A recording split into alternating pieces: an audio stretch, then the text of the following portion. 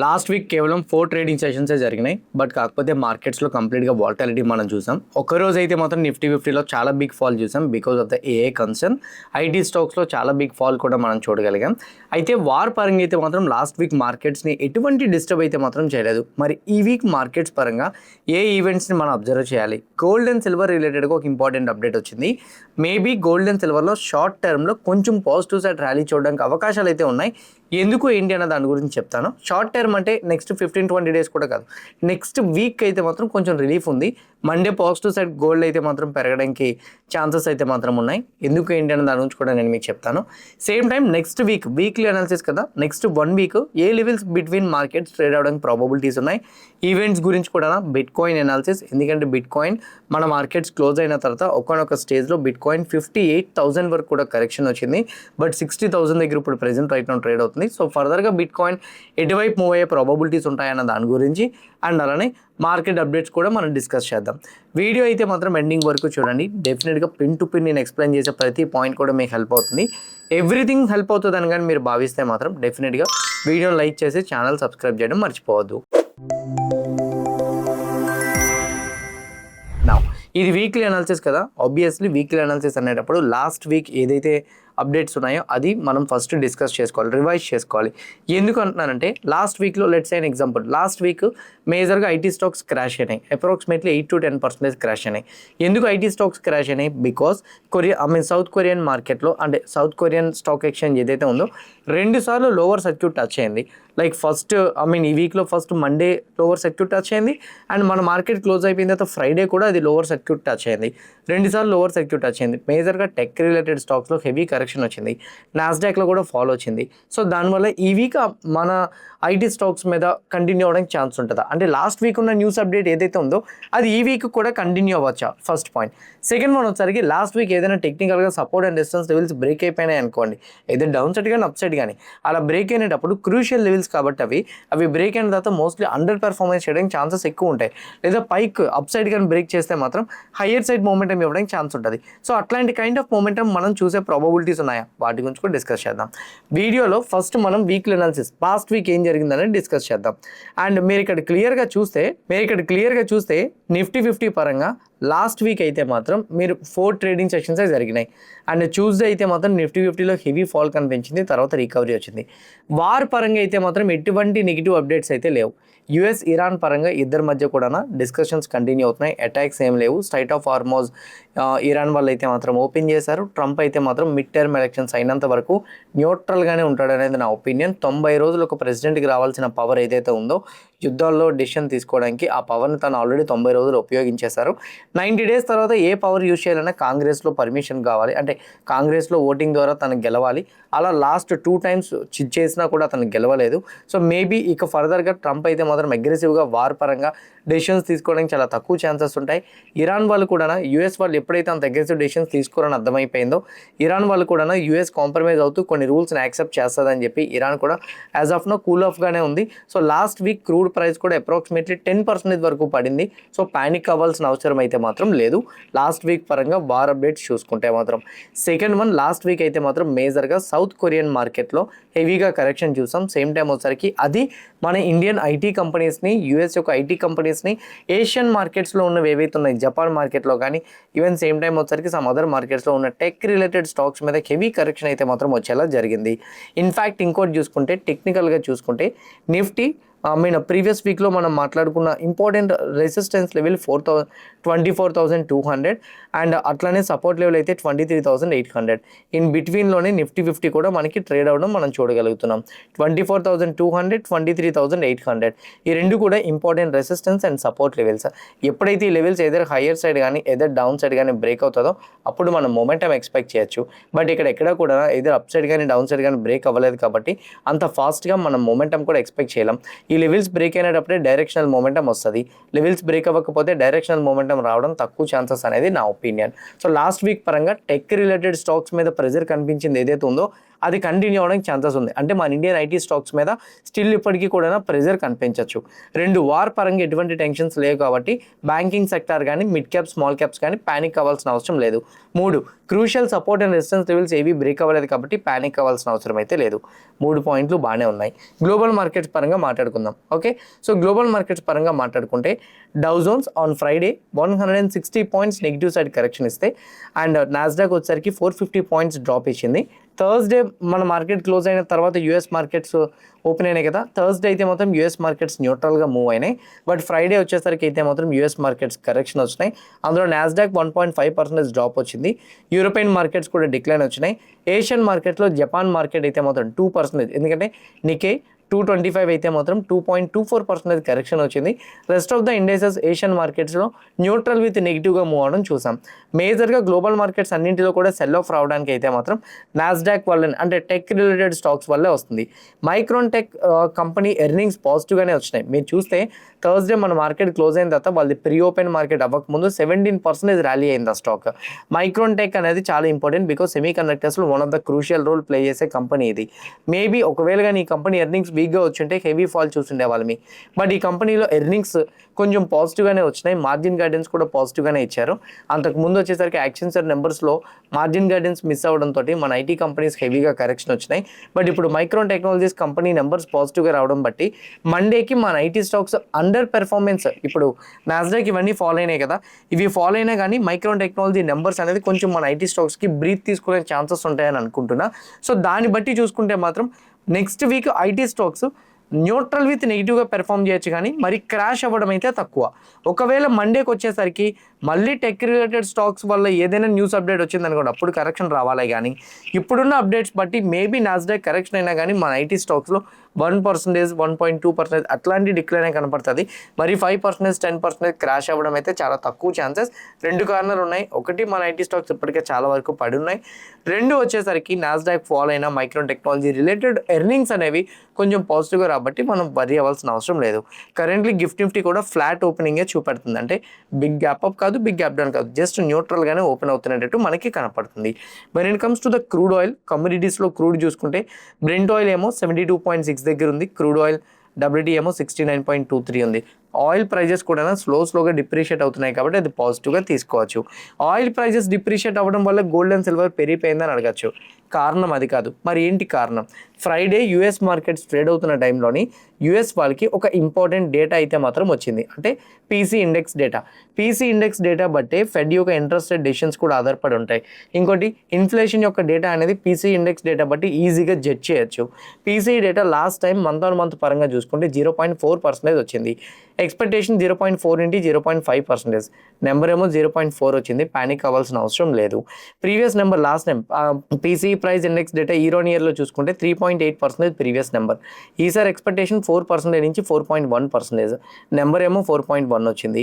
Last టైంతో numbers compare చేసుకుంటే ఈసారి numbers expected తగ్గట్టుగానే వచ్చినాయి. 4.1 ఆల్రెడీ ఎక్స్పెక్ట్ చేశారుగా, దానికి మించి వచ్చి ఉంటే మార్కెట్స్ హెవీగా నెగిటివ్గా కరెక్షన్ అయ్యే ఛాన్సెస్ ఉండేవి. బట్ దానికి మించి వచ్చిందా? రాలేదు. సో కరెంట్లీ వచ్చిన నెంబర్స్ పరంగా చూసుకుంటే మనం పెద్దగా ప్యానిక్ అవ్వాల్సిన అవసరం లేదని మనకి క్లియర్ కట్గా ఇక్కడ తెలిసిపోతుంది. ఎప్పుడైతే ఈ పీసీ ఇండెక్స్ డేటా కొంచెం న్యూట్రల్గా వచ్చిందో ఇమీడియట్గా అది గోల్డ్ అండ్ సిల్వర్కి బూస్టప్ అయ్యేలా చేసింది. ఇదే నేను మీకు నెక్స్ట్ వీక్లో కొంచెం షార్ట్ టర్మ్లో పాజిటివ్ మూమెంటం కనిపించే ఛాన్సెస్ ఉంటాయని చెప్పడానికి. కొంచెం గోల్డ్ ఎందుకు ప్యానిక్ అవుతుంది యాక్చువల్గా క్రూడ్ ఆయిల్ పడుతున్నా కానీ ఈ ఇన్ఫ్లేషన్ డేటాస్ మేజర్గా లాస్ట్ వీక్ కాకుండా before week bank of Japan వాళ్ళు ఇంట్రెస్ట్ రేట్స్ను హైక్ చేశారు. బ్యాంక్ ఆఫ్ ఇంగ్లాండ్ వాళ్ళు ఇంట్రెస్ట్ రేట్స్ను హైక్ చేశారు. ఫెడ్ కూడా నెగిటివ్ కామెంట్సే చేశారు. దీనివల్ల నెక్స్ట్ ఎకనామిక్ డేటా పాయింట్స్ ఏవైనా నెగిటివ్గా వస్తాయేమో అన్న రీజన్ తోటి ముందుగానే గోల్డ్ అండ్ సిల్వర్లో ప్యానిక్ అవుతూ ఫాల్ చూసాం మనం. ఇప్పుడు right now PC index data కొంచెం మరీ ప్యానిక్ అయ్యేలా లేదు, న్యూట్రల్గా వచ్చింది. కాబట్టి యాజ్ ఆఫ్ నో ఈ పీసీ ఇండెక్స్ డేటా అనేది మార్కెట్స్కి బూస్టప్ చేస్తుంది, అంటే గోల్డ్ అండ్ సిల్వర్కి బూస్టప్ చేస్తుంది. అందుకే హైయర్ సైడ్ మూమెంట్ అని చూడగలిగాం. ఈ పీసీ ఇండెక్స్ డేటా కూడా కొంచెం నార్మల్గానే ఉండడంతో యూఎస్ మార్కెట్స్ కూడా పెద్దగా రియాక్ట్ అవ్వలేదు. వార్ పరంగా on the other side update చూస్తే మాత్రం ట్రంప్ అయితే మాత్రం ఎలా అయినా ఇరాన్ వాళ్ళు డీల్ చేయాలి, సో ఈ డీల్ ఎలా అయినా కంటిన్యూ చేయాలి, లేకపోతే మాత్రం ఇరాన్ మీద మళ్ళీ దాడులు చేస్తామనే స్టేట్మెంట్స్ ఇంతకు ముందు వచ్చేటట్టు రాలేదు. ఇరాన్ ఏం చెప్తుందంటే స్ట్రైట్ ఆఫ్ హార్మోస్ దగ్గర మీన్ టోల్ ఫీ అయితే మాత్రం ఎప్పటికైనా కలెక్ట్ చేస్తామని చెప్తుంది. ఇది కానీ ఒప్పుకోకపోతే మాత్రం గల్ఫ్ కంట్రీస్ మీద మళ్ళీ అటాక్ చేస్తామని ఇరాన్ వాళ్ళు అయితే చెప్పారు. అయితే కలెక్ట్ చేస్తాననేది ఇప్పుడు కాదు, ఈ పీస్ డీల్ పరంగా 60 days టైం అయిపోయిన తర్వాత కలెక్ట్ చేస్తామని చెప్తున్నారు. 60 days తర్వాత కదా, అప్పుడు ఏం జరుగుతుంది, ఏముంటుంది అనేది ఎవరికి తెలియదు కదా. మేబీ ఇరానే ఇప్పుడు చెప్పిన స్టేట్మెంట్ని తర్వాత వెనక్కి తీసుకోవచ్చు కదా. అందువల్ల దీనికి మార్కెట్ రియాక్ట్ అవుతుందని నేను అనుకుంటున్నా. మరి ఈ వీక్ మార్కెట్ని ఇంపాక్ట్ చేసే ఈవెంట్స్ ఏవైనా ఉన్నాయనంటే, మండే వచ్చేసరికి euro area consumer confidence data, Indian industrial production data ఉంది, పెద్ద ఇంపాక్ట్ ఏం చేయదు. ట్యూస్డే వచ్చేసరికి యూకే జీడిపి డేటా, ఇది కూడా పెద్ద ఇంపాక్ట్ కాదు. Wednesday UK PMI data, euro area PMI data, euro area inflation data, US manufacturing PMI data ఉంది. బట్ ఇవి కూడా అంతేం ఉండదు. కానీ వెన్స్డే జూలై 1 కాబట్టి ఆటో స్టాక్స్ చాలా జాగ్రత్తగా చూడండి. Because July 1 auto sector data monthly report release అవుతుంది. సేమ్ టైం మన జిఎస్టీ నెంబర్స్ కూడా రిలీజ్ అవుతాయి, అది కూడా ఇంపార్టెంట్. ఈ రెండు కూడా కొంచెం ఫోకస్ చేయండి. థర్స్డే వచ్చేసరికి US jobless claims data release అవుతుంది.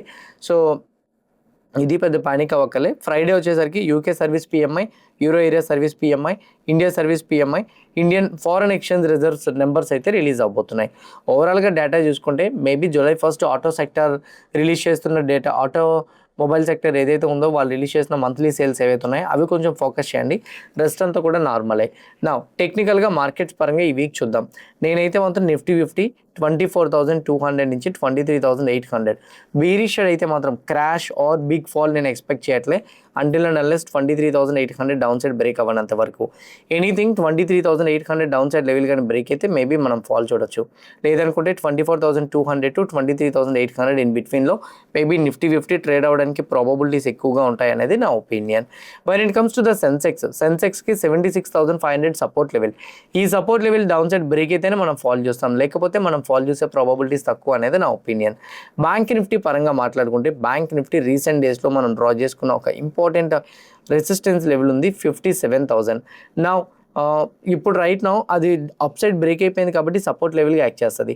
బ్యాంకింగ్ స్టాక్స్ పరంగా ఎక్కడ కూడా నెగిటివ్ అప్డేట్స్ అంతకేం కనిపించట్లేదు కాబట్టి మేబీ 57,000 లెవెల్ అబవ్ ఉన్నంత వరకు బ్యాంక్ నిఫ్టీ స్లోగా పాజిటివ్ మూమెంటం కనిపించవచ్చు. When it comes to the Fin Nifty 26,200 మనం డ్రా చేసుకున్న ఇంపార్టెంట్ సపోర్ట్ లెవెల్ అది బ్రేక్ అవ్వలేదు, ఈవెన్ రీటెస్ట్ చేయడం కూడా రాలేదు కాబట్టి బుల్లిష్ సైడ్ మూమెంటం సస్టైన్ అవ్వడానికి ప్రాబబిలిటీస్ ఉంటాయి అనేది నా opinion. And same time Nifty, bank Nifty, Fin Nifty, Sensex పరంగా క్రూషియల్ లెవెల్స్ అబోనే ఉన్నాయి కాబట్టి మార్కెట్ హయ్యర్ సైడే సస్టైన్ అవ్వచ్చు. When it comes to the bit coin పరంగా అయితే మాత్రం లాస్ట్ వీక్ వచ్చేసరికి ఒకనొక స్టేజ్లో బిట్ కాయిన్ 58,000 వరకు వచ్చేసింది. మీకు గుర్తుందో లేదో 60,000 క్రూషియల్ సపోర్ట్ లెవెల్ అని మనం చాలాసార్లు మాట్లాడుకున్నాం. లాస్ట్ 4 days నుంచి ఈ సపోర్ట్ లెవెల్ బ్రేక్ చేయడానికి ట్రై చేస్తుంది కానీ బ్రేక్ చేయలేకపోతుంది. ఎనీథింగ్ 60,000 లెవెల్ కానీ ఒకవేళ బిట్ కాయిన్ బ్రేక్ చేస్తే మేబీ ఫర్దర్గా డిక్లైన్ కనిపించే ఛాన్సెస్ ఉంటాయి. ఈ 60,000 లెవెల్ కానీ బ్రేక్ చేయకపోతే మాత్రం డిక్లైన్ కనిపించే ప్రాబబిలిటీస్ తక్కువ అనేది నా ఒపీనియన్. స్లోగా బిట్ కాయిన్ 65,500కి బౌన్స్ అవ్వడానికి ఛాన్సెస్ అయితే మాత్రం ఉంటాయి. మేబీ ఒకవేళ కానీ bit coin 60,000 down side break అయితే స్ట్రైట్ అవే 50,000 వరకు ఫాల్ చూడొచ్చు. 50,000కి వస్తే మాత్రం బిట్ కాయిన్ మనం మొమెంటం ఎక్స్పెక్ట్ చేయొచ్చు. మీరు గుర్తుపెట్టుకోండి, లాస్ట్ టైం నేను ఒక అనాలిసిస్ చేశాను బిట్ కాయిన్ పరంగా, మీకు ఐడియా ఉందో లేదో. ప్రతిసారి కూడా బిట్ కాయిన్ ఎవ్రీ 3 years 4 yearsకి అండర్ పెర్ఫార్మెన్స్ చేస్తూనే ఉంటుంది. అండర్ పెర్ఫార్మెన్స్ చేసిన టైంలోని మీరు ఇక్కడ చూడండి, లాస్ట్ టైం 2022లో చూడండి, ఆ టైంలో ఇది అండర్ పెర్ఫార్మెన్స్ చేసినప్పుడు మీరు నార్మల్గా క్యాలిక్యులేట్ చేసుకుంటే ఆల్మోస్ట్ బిట్ కాయిన్ వచ్చేసరికి 75% డ్రాప్ అయింది. ఇప్పుడు అదే హయ్యర్ లెవెల్ దగ్గర నుంచి బిట్ కాయిన్ డ్రాప్ అంటే డిక్లైన్ మనం క్యాలిక్యులేట్ చేసుకుంటే 1,25,000 నుంచి ఆల్మోస్ట్ 50% డ్రాప్ అయిపోయింది. 75% చూసుకుంటే మాత్రం ఆల్మోస్ట్ 31,000 అంటే బిట్ కాయిన్ 30,000 వరకు ఫాల్ అవడానికి ఛాన్స్ అయితే మాత్రం ఉంది. మేబీ ఒకవేళ కానీ 30,000కి ఫాల్ అయితే మీరు ఏం చేయాలి, 60 దగ్గర కొంత అమౌంట్, 50 దగ్గర కొంత అమౌంట్, 40 దగ్గర కొంత, 30 దగ్గర కొంత, 4 కైండ్ ఆఫ్ లెవెల్స్ దగ్గర అయితే మాత్రం యావరేజ్ చేసుకోవచ్చు. ఒకవేళ కానీ ఇదే 30,000 దగ్గరికి వచ్చి మళ్ళీ ఆల్ టైమ్ హై దగ్గరికి కానీ బిట్ కాయిన్ వెళ్తే మాత్రం ట్రస్ట్ మీ ఇక్కడ నుంచి అప్రాక్సిమేట్లీ 350% రిటర్న్ చూడడానికి ఛాన్స్ అయితే మాత్రం ఉంది. So let's wait and see how it is going to give a return. But కాకపోతే ఇంపార్టెంట్ లెవెల్స్ వస్తున్నప్పుడు గోల్డ్ ఎలా ఎవరేజ్ చేస్తున్నారో బిట్ కాయిన్ కూడా ఎవరేజ్ చేసుకోవడానికి ట్రై చేయండి. When it comes to gold పరంగా అయితే మాత్రం గోల్డ్ అండ్ సిల్వర్లో 4,000 అనేది ఇంపార్టెంట్ లెవెల్. 4,000కి రీసెంట్ డేస్లో టచ్ చేసి లాస్ట్ 3 days నుంచి ఈ సపోర్ట్ లెవెల్ దగ్గర నుంచి బౌన్స్ అవుతుంది. Maybe anything gold 4,000 level above అలానే సస్టైన్ అవ్వగలిగితే హయ్యర్ సైడ్ స్లోగా బౌన్స్ చేయొచ్చు. కానీ గోల్డ్కి 4,200 ఇంపార్టెంట్ రెసిస్టెన్స్ లెవెల్ గుర్తుపెట్టుకోండి. ఎనీథింగ్ గోల్డ్ 4,200 లెవెల్ కానీ అప్ సైడ్ కానీ సారీ 4100 లెవెల్ కానీ అప్ సైడ్ కానీ బ్రేక్ చేయగలిగితే స్లోగా 4200 నెక్స్ట్ 4350 వరకు మనం మొమెంటం అనేది చూడొచ్చు. నా పాయింట్ ఆఫ్ వ్యూలో అయితే మాత్రం గోల్డ్ పరంగా అయితే మాత్రం 4000 లెవెల్ బ్రేక్ అయితే మళ్ళీ ఫాల్ కనపడుతుంది, లేకపోతే ఒక రేంజ్ బౌండ్లో మొమెంటం చూడొచ్చు. నెక్స్ట్ వీక్ అయితే మాత్రం ఆ మొమెంటం 4300 ఆర్ 250 వరకు స్లోగా ఇవ్వడానికి ఛాన్స్ అయితే మాత్రం ఉంది. When it comes to the silver 63.5 అనేది ఇంపార్టెంట్ సపోర్ట్ లెవెల్ అండ్ 63.5 ఏదైతే ఉందో ఇంపార్టెంట్ సపోర్ట్ లెవెల్ అది బ్రేక్ అయింది అండ్ అప్ టు 55 వరకు మనం ఫాల్ చూసాం సిల్వర్కి. స్లోగా ఇప్పుడు రికవరీ అవ్వడానికి ట్రై చేస్తుంది. ఎనీథింగ్ 63.5ని కానీ అప్ సైడ్ కానీ బ్రేక్ చేస్తే మనం మొమెంటం చూడొచ్చు, లేదనుకుంటే మాత్రం 63.5ని టచ్ చేసి డిక్లైన్ అవ్వడానికి ఛాన్సెస్ ఎక్కువగా ఉంది. సిల్వర్ పరంగా up to 63.5 you can expect by next week, but అది ఫర్దర్గా కంటిన్యూ అవ్వాలంటే మాత్రం 63.5 బ్రేక్ అయితేనే కంటిన్యూ అవుతుంది, లేకపోతే దాన్ని టచ్ చేసి మళ్ళీ ఫాల్ అయిపోతుంది. కరెక్షన్ రావాలంటే మాత్రం 55 లెవెల్ బ్రేక్ అయితే మాత్రం డ్రాప్ కనిపించవచ్చు. గోల్డ్, సిల్వర్, బిట్ కాయిన్ ఈ మూడింటిలో కూడా మీరు యాక్టివ్గా ట్రేడ్ చేద్దాం అనుకుంటే ఇప్పుడు 24/7 వీటిలో ట్రేడ్ చేసుకోవచ్చు. లెవరేజ్ ఉంటుంది, ఎక్స్పైరీ ఉండదు. అట్లాంటి బెనిఫిట్ మీకు కావాలి అని అనుకుంటే కింద కామెంట్ బాక్స్లో నేను డెల్టా ఎక్స్చేంజ్ రిఫరల్ లింక్ పెడుతున్నా. ఇక్కడ చూడండి, ఇందులో 50 టైమ్స్ లెవరేజ్ గోల్డ్ అండ్ సిల్వర్లో, బిట్ కాయిన్లో 200 టైమ్స్ లెవరేజ్. వీటిలో మీరు యాక్టివ్గా ట్రేడ్ చేద్దాం అనుకుంటే కింద comment box Delta exchange referral link ఇస్తున్నా. లింక్ క్లిక్ చేసి అకౌంట్ ఓపెన్ చేసుకుంటే 5 minutesలో అకౌంట్ యాక్టివేట్ అవుతుంది. అండ్ ఈ డెల్టా ఎక్స్చేంజ్ ఎలా యూస్ చేయాలో మీకు తెలియకపోతే దాని కింద యూట్యూబ్ లింక్ కూడా పెడుతున్నా. ఆ లింక్ కూడా క్లిక్ చేసి మీరు చూడండి, డెఫినెట్గా మీకైతే హెల్ప్ అవుతుంది. క్లియర్ కట్గా నేను చెప్పిన వీక్లీ అనాలిసిస్, ఇచ్చిన అప్డేట్స్, న్యూస్ అప్డేట్స్, కవర్ చేసిన పాయింట్స్ అన్నీ కూడా మీకు హెల్ప్ అయినాయి అనుకుంటున్నా. ఎవ్రీథింగ్ హెల్ప్ అయితే వీడియోని లైక్ చేయండి. ఛానల్ ఇంకా సబ్స్క్రైబ్ చేసుకోకుండా వీడియో చూస్తూ ఉంటే ఛానల్ కూడా సబ్స్క్రైబ్ చేసుకోండి. ఇదే వీడియో మీ ఫ్రెండ్స్ ఆర్ మీ రిలేటివ్ షేర్ చేస్తే హెల్ప్ అవుతుంది అనుకుంటే వాళ్ళకి కూడా షేర్ చేయండి. See you all in the next coming videos. Happy weekend everyone. Bye bye.